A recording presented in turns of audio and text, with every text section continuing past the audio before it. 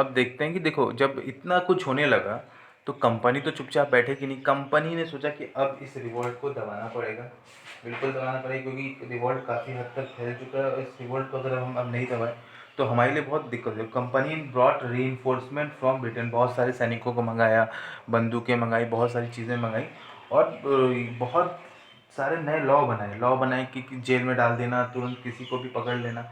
और बहुत अच्छे से उन लोगों ने जहाँ जहाँ रिवोल्ट था उसको सप्रेस किया, लोगों को पकड़ा, किसको लोगों को फांसी दे दी, कितने लोगों को मार दिया। और धीरे धीरे क्या करने लगा, उन लोगों ने रिवोल्ट को दबाना शुरू कर दिया। Delhi was recapture by Britishers इन 1857, दिल्ली को कैप्चर कर लिया। फिर झांसी की रानी के साथ लड़ाई, उनको हरा दिया था। Last Mughal ruler Bahadur Shah. अब उसके बाद क्या हुआ कि जो धीरे धीरे इन लोगों ने देखा कि काफ़ी हद तक रिवोल्ट पे काबू पा लिया था, बहुत सारी जगहों पे जो इनके अंदर नहीं थे, लेकिन टाइम के साथ उन लोगों ने उसको भी पा लिया। लखनऊ जैसे 1858 में लखनऊ पे इन लोगों ने कब्जा कर लिया। Rani Lakshmibai was defeated and killed in June 1858। Tantia Tope escape, जो तांतिया तोपे थे वो भाग गए थे, लेकिन उनको ही बाद में पकड़ के 1859 में उन लोगों ने मार दिया।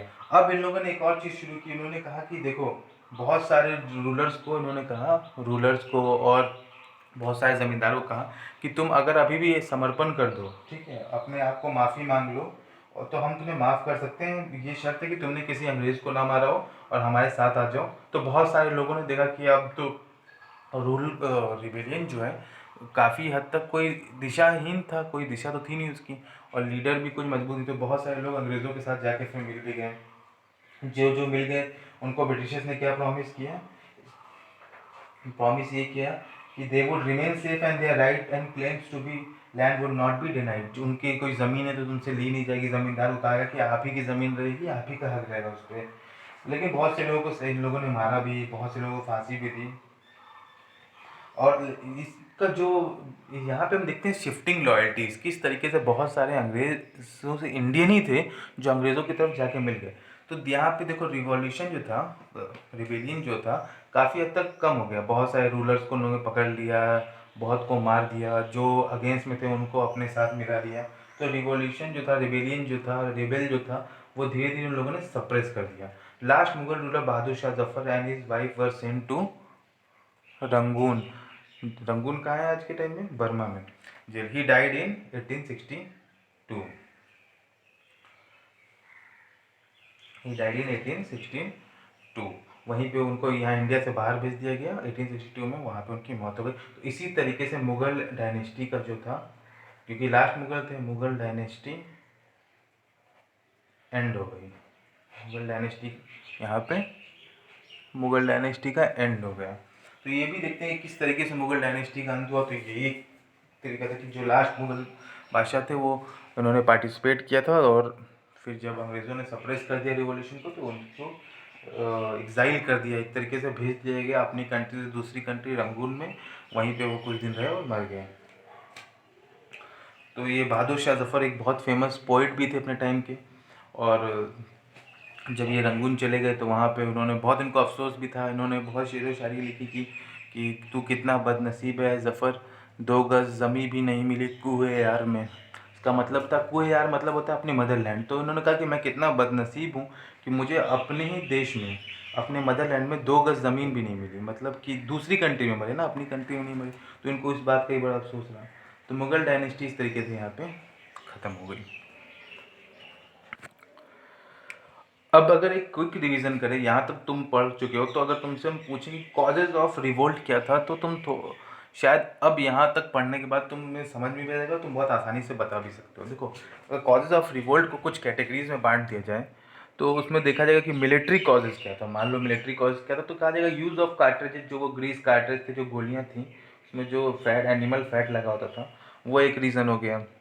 ओवरसीज़ डेवलपमेंट, जो इंडियंस को बाहर भेजा जाता था, ठीक है, दूसरे सी वॉयजेस जो होते थे, समुद्र यात्रा, ठीक है, वो काफ़ी हद तक इनके रिलीजियस सेंटीमेंट्स को हर्ट करता था, तो वो भी एक रीज़न था। फिर discrimination against Indian in army, अब इंडियंस के साथ भेदभाव होता था, बराबरी तो थी नहीं, अंग्रेज़ अपने आप को ऊपर मानते थे और सैलरी में भी डिफरेंसेस था। पॉलिटिकल कॉजेज में क्या आएगा, सब्सिडी अलायंस, सबको जानते हैं, इसमें अवध चला गया था, बहुत सारे जगह गए थे, अवध गया था, हैदराबाद गया था। सब्सिडी अलायंस जानते ही, सब्सिडी अलायंस क्या था। डॉक्ट्रिन ऑफ लैप्स, इसमें भी बहुत सारे किंगडम चले गए। तो रिजर्व, फिर क्या था, reservation of high profile job for English man. ये मैंने तुमको पहले ही बताया था कि जो ज़्यादातर ऑफिसर्स लेवल की जॉब थी और जो हाई प्रोफाइल जॉब थी वो सब किसके लिए रिजर्व होती थी, अंग्रेज़ अपने लिए रिजर्व रखते थे। ठीक है, उस पर वो कोई इंडियन को जल्दी उस पोस्ट पे, जल्दी क्या, कोई इंडियन बनता ही नहीं था उस पोस्ट पे, तो ये भी एक रीज़न था। तो ये सारे रीज़न देख रहे हो। आगे देखो, economic causes, drain of wealth. Drain of wealth मतलब क्या होता है, जब भी ब्रिटिशर्स यहाँ से कितना पैसा इंग्लैंड ले गए, इंडिया से कितना पैसा वो इंग्लैंड ले गए, बहुत पैसा। बैटल ऑफ प्लासी देख लो, बैटल ऑफ बक्सर देख लो, दीवानी राइट्स जब इनको मिला, तो ये एक तरीके से सोने की चिड़िया कहा जाने वाला है हमारे देश को, इन लोगों ने पूरा निचोड़ दिया। इतना पैसा लेगा, इतना पैसा लेगा कि टर्म यूज नहीं लेगा, ड्रेन ऑफ वेल्थ, पैसे का एक जगह से दूसरी जगह जाना। इंडिया से इतना पैसा गया इंग्लैंड में, वो एक अलग कंसेप्ट है, जब उसको पढ़ोगे तो पता चले। दादा भाई नारोजी ने एक बुक लिखी थी, poverty and British rule in India. R C. Dutt ने एक बुक लिखी है, इकोनॉमिक हिस्ट्री ऑफ इंडिया। तो इस सब में बात हुई है ड्रेन ऑफ वेल्थ की, पैसे के किस तरीके से इंडिया का पैसा इंग्लैंड में जाता है। High taxation on the peasant. अब इकोनॉमिक कॉज में तो ये तुमने पढ़ा भी था कि जो पीजेंट थे, जो किसान थे, उन पर बहुत ज़्यादा टैक्स लगाया जा रहा था। लैक ऑफ एम्प्लॉयमेंट, बहुत सारे लोग जब ज़मीन छीन ली जाती थी तो उनके पास कोई काम नहीं बचता था।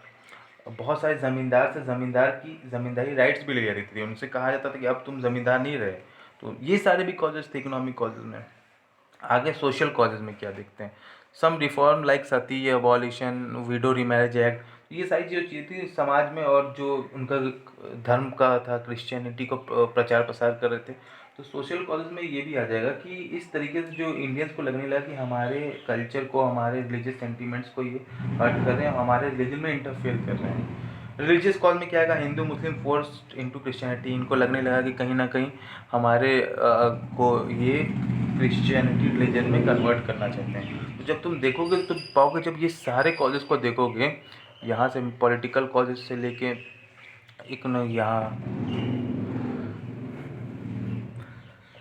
मिलिट्री कॉजेज से लेके political causes, economic causes, social causes, religious causes, तो तुम देखोगे ये सारे जो फैक्टर्स थे जब ये कंबाइन हुए तो इमीडिएट कॉज के रूप में वो बस एक चिंगारी लगी।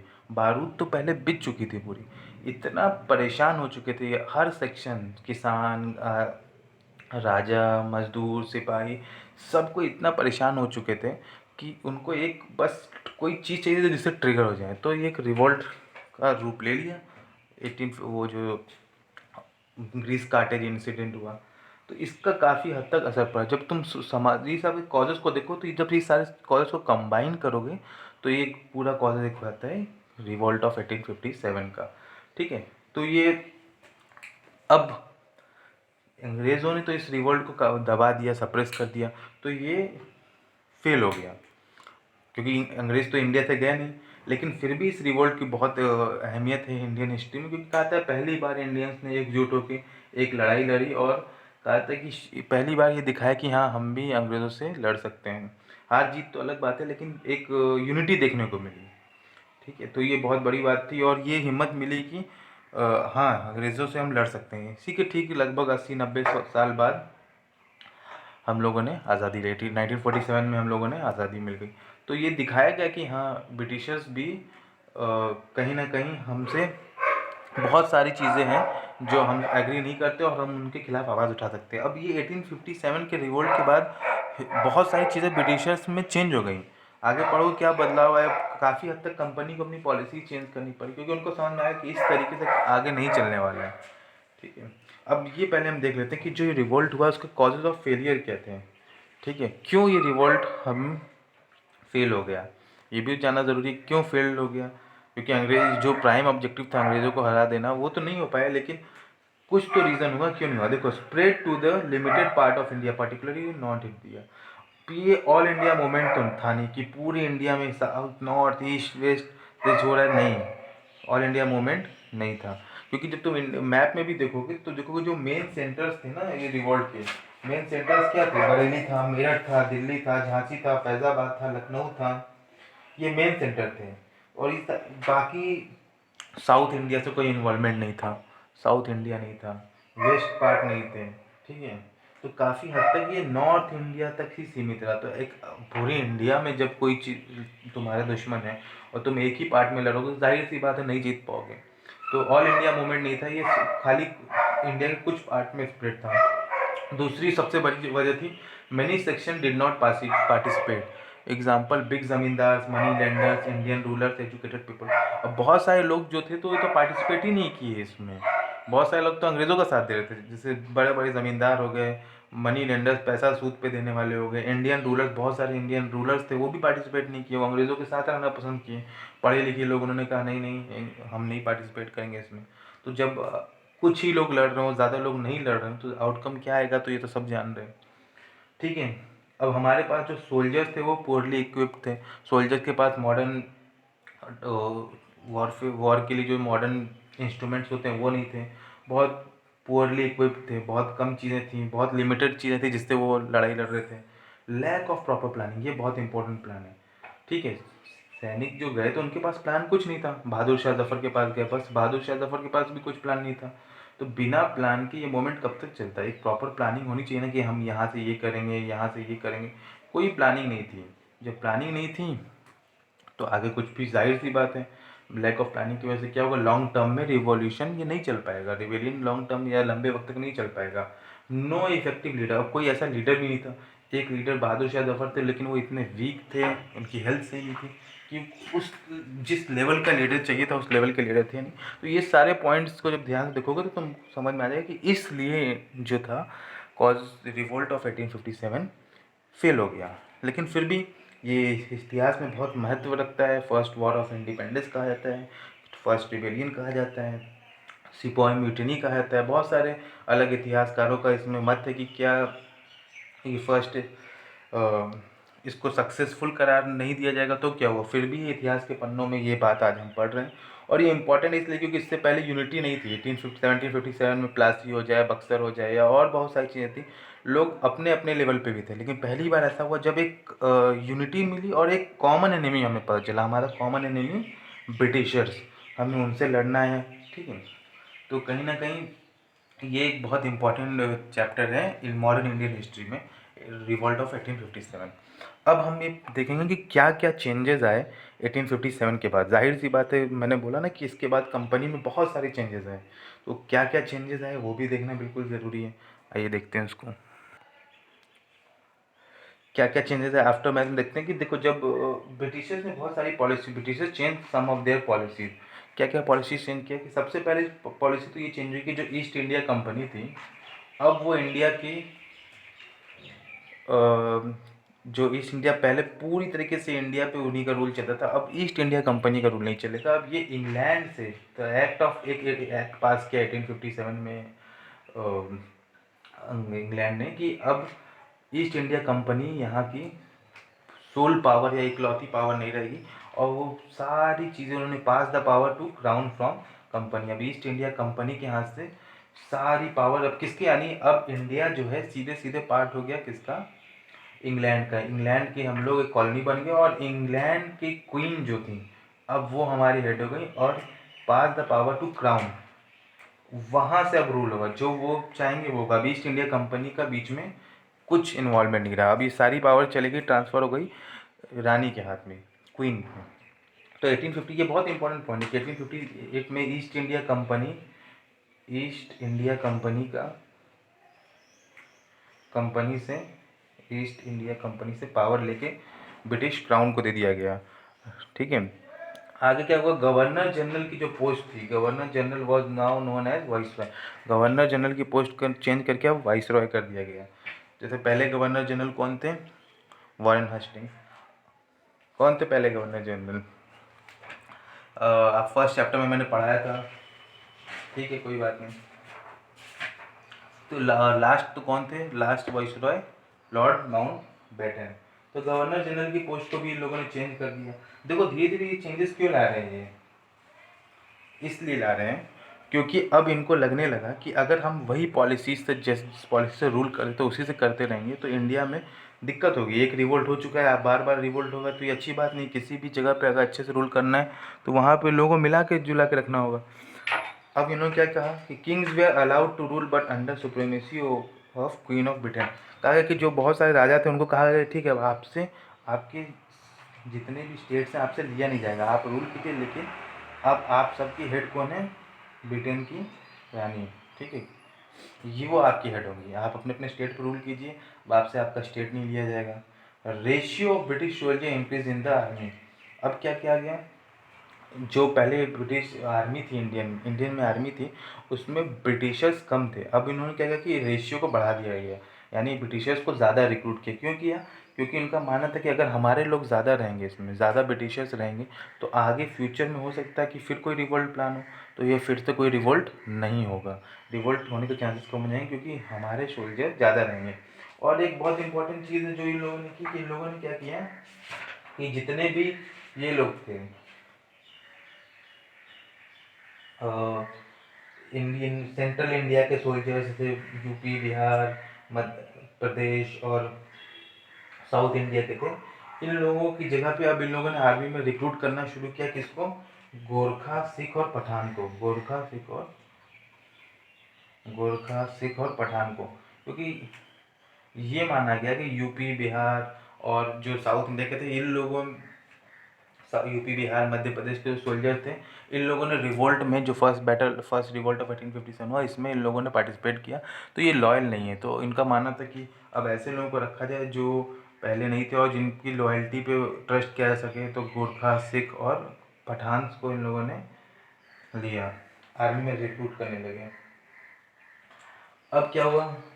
Land of Muslim was taken away. बहुत सारे मुस्लिमों को, जैसे ही रिवॉल्ट ख़त्म हुआ तो ब्रिटिशर्स ने मुस्लिमों के ऊपर बहुत टॉर्चर शुरू किया। उनकी ज़मीनें ले ली गई, ठीक है, उनके बहुत सारे लोगों को हैंग कर दिया गया, बहुत सारे लोगों की जेल में डाल दिया गया। क्यों ये सब किया गया? कि ब्रिटिशर्स का मानना था, they believe that the Muslim were responsible for the rebellion in a big way. कहीं ना कहीं उनका मानना था कि ये मुस्लिम्स थे, ये एक बहुत इस जो रिबेलियन हुआ है, इसमें इनका बहुत बड़ा हाथ है, इन्हीं लोगों ने भड़काया है हमारे खिलाफ। तो इन लोगों ने माना कि इसलिए इनके ऊपर बहुत ज़्यादा सख्ती की ज़रूरत है। अगला उन्होंने क्या किया? ब्रिटिशर्स को समझ में आ गया कि हम हर चीज़ में अगर इंटरफेयर करेंगे तो हम यहाँ पे ज़्यादा टाइम तक रूल नहीं कर पाएंगे। तो उन लोगों ने क्या किया? British started respecting India culture. बोला ठीक है, आपका कल्चर भी अच्छा है, आपके जो भी कल्चर है हम अब उसमें इंटरफेयर नहीं करेंगे, आप अपने कल्चर को फॉलो कीजिए, हम उसकी रिस्पेक्ट करते हैं। और आगे क्या किया इन लोगों ने? अगला पॉइंट है, zamindar were given right over their land. Zamindar को उनकी ज़मीन के ऊपर राइट दे कि हाँ ज़मीन आपकी है, और आपसे रेवेन्यू लिए जो कीजिए वो आपकी जिम्मेदारी। तो देखो बहुत सारे चेंजेस आए 1857 के बाद, लेकिन जो सबसे इम्पोर्टेंट था, ईस्ट इंडिया कंपनी का रूल ख़त्म। अब ये इंडिया किसकी पार्ट बन गया? डायरेक्ट हम किसके अंदर आ गया? ब्रिटिश क्राउन के अंदर आ गया। रूलर्स को अब अपने स्टेट को रूल करने का मौका मिल गया, ठीक है, इंडियंस के कल्चर को रिस्पेक्ट किया जाएगा। Ratio of British soldier army में इंक्रीज़ किया गया। तो गवर्नर जनरल की पोस्ट को हटा के अब एक क्या नाम से जाना जाएगा? वाइस रॉय। तो ये सारी चीज़ें थी जो इस चैप्टर में थी। तो यहीं पे एक चैप्टर होता है ख़त्म। कोई भी डाउट हो तो आप कमेंट सेक्शन में इसको डाल सकते हैं। Thank you.